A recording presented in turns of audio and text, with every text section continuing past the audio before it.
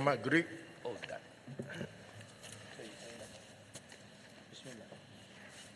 Bismillahirrahmanirrahim. Terima kasih Tuan Yang di-Pertua. Saya ucapkan jutaan terima kasih kerana memberi laluan kepada GRIK untuk membahaskan Belanjawan Persekutuan 2024 ini. Sebelum saya memasuki teras pembahasan saya, mewakili rakyat GRIK, saya ingin menyatakan sokongan tidak berbelah bagi kami kepada perjuangan rakyat Palestin, terutama di semenanjung Gaza yang kini berhadapan dengan serangan dahsyat dari penjajah Zionis Israel. GRIK juga menyokong penuh supaya pihak Parlimen dan Kerajaan Malaysia secara rasmi mendesak agar kerajaan haram Zionis Israel diheret ke Mahkamah Jenayah Antarabangsa atas jenayah perang dan jenayah kemanusiaan ini.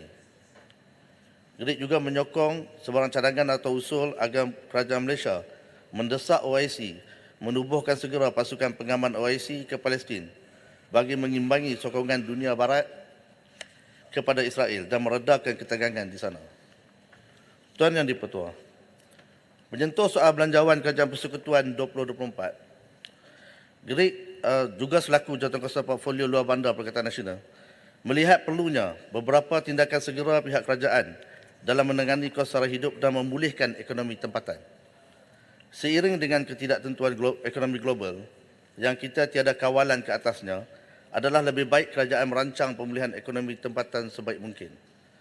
Dengan belanjawan sebanyak RM393.8 bilion ini dan tertinggi dalam sejarah, GRIK berharap ianya mampu memulihkan ekonomi negara dan meningkatkan pendapatan rakyat secara keseluruhan. Tuan Yang di-Pertua, pertamanya GRIK ingin menyentuh soal isu pertanian dan keterjaminan makanan negara. Kerajaan perlu serius dan cermat dalam menangani isu ini kerana ianya berkait rapat dengan kos sara hidup rakyat. Sasaran negara perlu jelas. Apakah sumber makanan atau tanaman yang kadar SSL-nya kurang atau di paras terendah? Apakah program terbaik untuk para petani dan nelayan kita? Kita sudah tahu impak peperangan, sekatan ekspor negara pengeluar dan diburukkan lagi dengan pelbagai bencana atas tangan manusia seperti tindakan pelepasan air sisa radioaktif nuklear Jepun ke laut. Semuanya bakal meroncatkan rantaian makanan global. Untuk rekod, perang Rusia dan Ukraine telah menyebabkan kekurangan bekalan makanan, baja dan bijirin seperti gandum, jagung, barli dan kacang soya di pasaran global. Dan ia memberi kesan dan impak yang besar kepada Malaysia. Contohnya baja. Rusia merupakan pengeksport nombor 1 baja nitrogen di dunia, di mana Malaysia pada tahun 2021 mengimport sebanyak 661 juta baja atau 12% daripada keseluruhan import baja pertanian negara. Manakala bagi gandum pula, Rusia pengeluar utama dunia dan Ukraine pengeluar kelima dunia.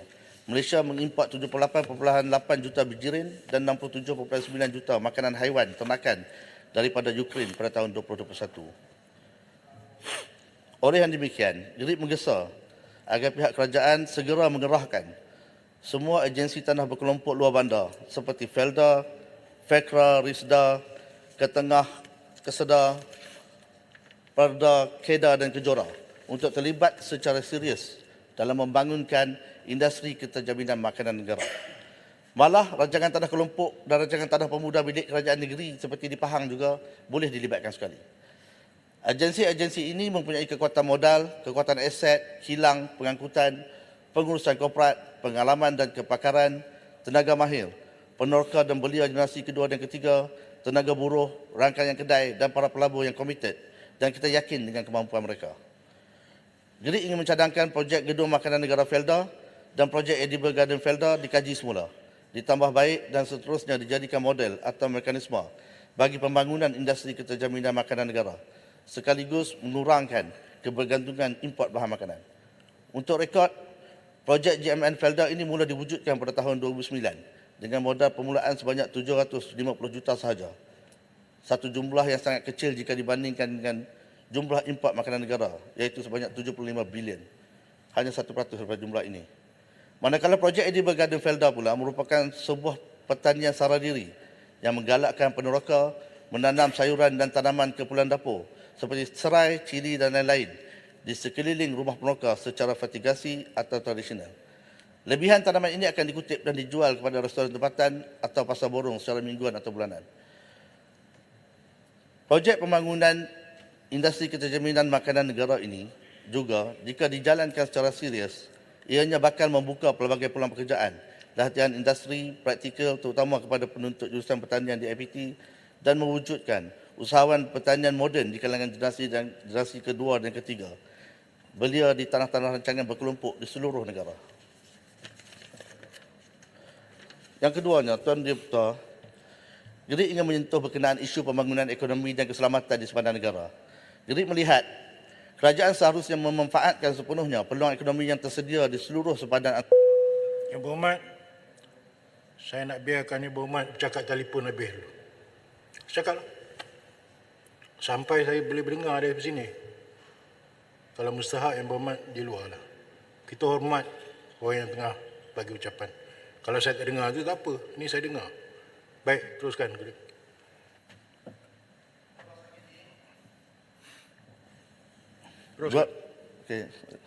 Buat masa kini, tiada limpahan ekonomi sewajarnya di seluruh sempadan negara jika dibandingkan dengan negara jiran seperti Thailand.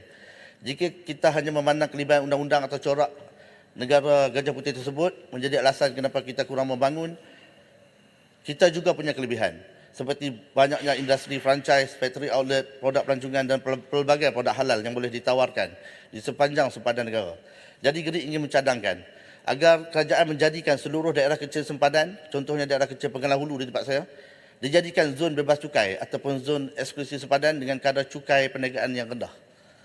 Ini bakal merancakkan pelaburan perniagaan di kawasan ini dan akhirnya membawa kemakmuran ekonomi bagi penduduk tempatan dan luar bandar seperti kami. Ia juga akan meningkatkan nilai hartanah, pelancongan dan produk-produk keluaran tempatan. Untuk rekod terdapat 20 SCKS. Minta laluan sikit, Gerik.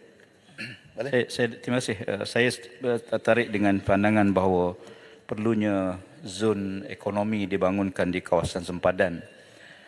Saya tengok apa yang berlaku sekarang ni ialah negara kita banyak sempadan dengan negara-negara lain khususnya di utara.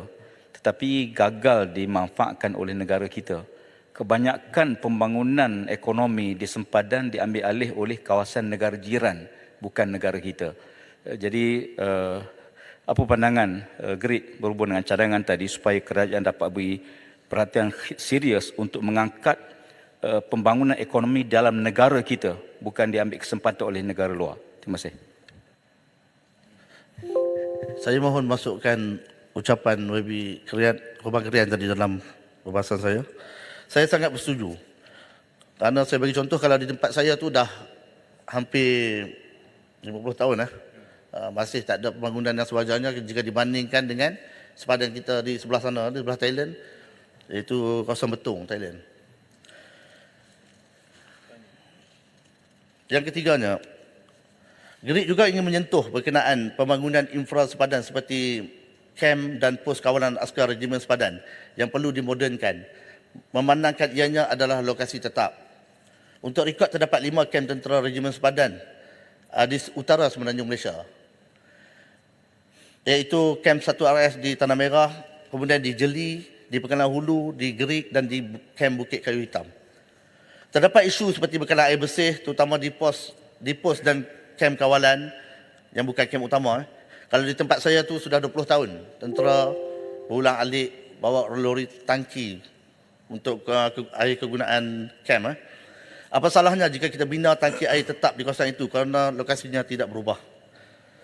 Begitu juga bekalan elektrik dan keadaan bangunan pos yang uzur dan pagar-pagar sempadan yang rosak dan berlubang akibat dipotong oleh tontor atau pati. Selain infrastruktur atas, kerajaan juga disuruh meneroka dan menggunakan kaedah moden berteraskan teknologi seperti drone, CCTV dan AI untuk memperkemaskan penugasan pihak berkuasa sempadan negara. Tuan Yang Dipertua, begitu juga keadaan jalan raya persekutuan dan lampu-lampu jalan di sepanjang laluan sempadan perlu sentiasa dibaiki dan ditambah bagi mencegah aktiviti jenayah rentas sempadan seperti penyeludupan dan aktiviti pemerdagangan manusia.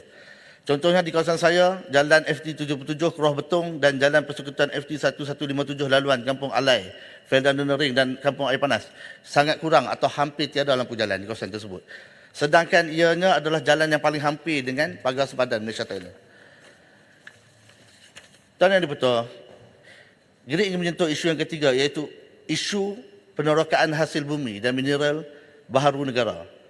Umum mengetahui, Petronas merupakan satu-satunya syarikat yang paling bernilai buat negara kerana ia mandiri dan menyumbang hasil tertinggi perkongsian dividen dan cukai kepada belanjawan negara setiap tahun. Persoalannya, bagaimanakah mekanisme dan model penerokaan cari gali minyak ini dilakukan? Apakah kaedah perkongsian hasil, dividen dan cukai antara khazanah, Petronas dan pihak kerajaan? Geri ingin cadangkan supaya mekanisme yang sama digunakan untuk penerokaan hasil bumi seperti nadi bumi REE, biji timah, emas dan pembalakan. Wujudkan perjanjian menang-menang antara kerajaan persekutuan, negeri-negeri pengeluar, JLC terlibat dan kontraktor yang diupah supaya ianya lebih adil dan bersifat efisien dari segi kutipan cukai, hasil, dividen dan dividen keuntungan buat negara.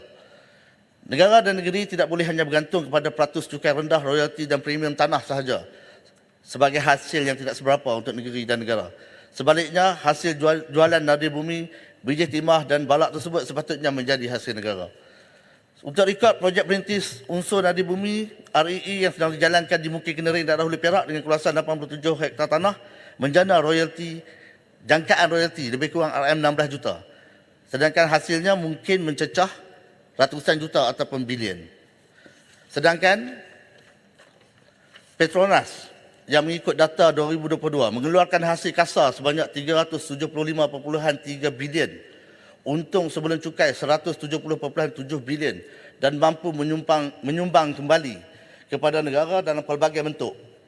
Antaranya cukai langsung pendapatan petroleum PITA sebanyak 16 bilion, kemudian sumbangan dividen, cukai korporat, royalti petroleum, cukai makmur, bayaran tunai petroleum dan bayaran duty ekspor yang kesemuanya bernilai lebih RM50 bilion pada tahun 2022. Seolah-olah kerajaan persekutuan mendapat kembali 15 hingga 20% daripada pendapatan kasar Petronas diberi balik pada negara.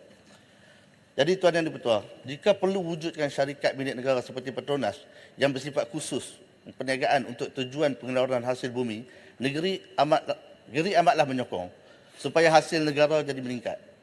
Geri yakin jika semua ini dilaksanakan dengan betul, hasil bumi negara akan bertambah tanpa perlu pihak kerajaan menaikkan cukai SST 2% yang jumlah pendapatannya mungkin sekitar 1 bilion atau ralat terbaru sekitar 3.4 bilion saja.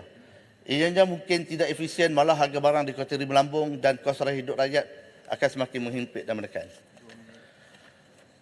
Akhir sekali, Tuan Yang di-Pertua, sedikit berkenaan isu tempatan. Geri ingin menarik perhatian pihak Tuan Yang di-Pertua berkenaan klinik kesihatan Premier Bandar Geri ataupun klinik kesihatan Bandar Geri yang kini wujud berasingan perkhidmatannya, menumpang bangunan dan tidak tersusun. Ia menyebabkan perkhidmatan KKM menjadi tidak lancar sejak sekian lama. Jabatan Pesakit 2 contohnya, kini menumpang di bangunan kecemasan, di bangunan Hospital Geri, berdekatan dengan bangunan kecemasan dan trauma dan berkongsi pula peralatan seperti X-ray dan lain-lain mesin perubatan yang lain. Ruangnya agak sempit dan tidak selesa, malah sangat hampir bertembung dengan urusan Jabatan Kecemasan dan Trauma. Manakala klinik kesihatan ibu dan anak pula menumpang agak jauh di klinik pergigian Geri dalam jarak seberang jalan, dalam jarak lebih kurang 700 meter dari Hospital Geri. Itu belum dikira ruangan parkir. Tiada parking lah, tiada parkir awam yang terlalu sempit dan tiada ruang untuk membuat pelebaran tanah. Jadi untuk makluman Tuan Yang di-Pertua, bulan September lalu, KKM Hulu Perak telah menerima satu kelulusan tanah berstatus tukar guna sebahagian tanah milik Kerajaan Persekutuan seluas 24.65 ekar di Kampung Air Panas Geri. KKM menerima 19.65 ekar, manakala bakinya diberi pada RTM, Kementerian Komunikasi, untuk KKM gunakan sebagai lokasi klinik kesihatan yang baru ni. Jadi, Tuan di-Pertua, oleh kerana tanah ni telah pun diluluskan, jadi memohon supaya projek pembinaan klinik kesihatan yang baru ni dipercepatkan dalam RMK 12 lah. Kerana mengikut mesyuarat KKM Hulu Perak di negeri dan daerah ni, KKM Hulu Perak dimaklumkan ia telah dicadangkan dalam RMK 13, Rolling Plan 1 tahun 2026. Mana ada lagi 3 tahun lah. Jadi,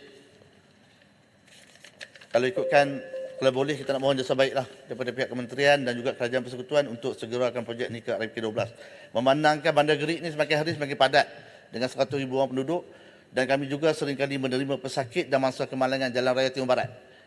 Sepanjang laluan Jalan Raya Timur Barat tu kami dah hospital atau klinik pesakit luar yang jadi tumpuan lah. Kemudian kita juga ada 2 kem tentera, Regimen Sepadan, 3 RS dan 4 RS. Dan kita juga ada banyak sekolah asrama penuh dan sebagainya lah. Jadi dulu mantan ahli parlimen kami pernah mohon untuk hospital baru di Gerik. Tapi malangnya, saya pun dah suarakan awal tahun itu, malangnya tak pernah diluluskan lah atas pelbagai faktor lah.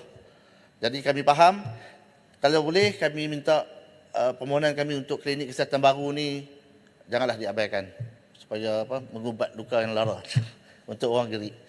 Sekian dulu Tuan Yang Dipertua, sekian, terima kasih.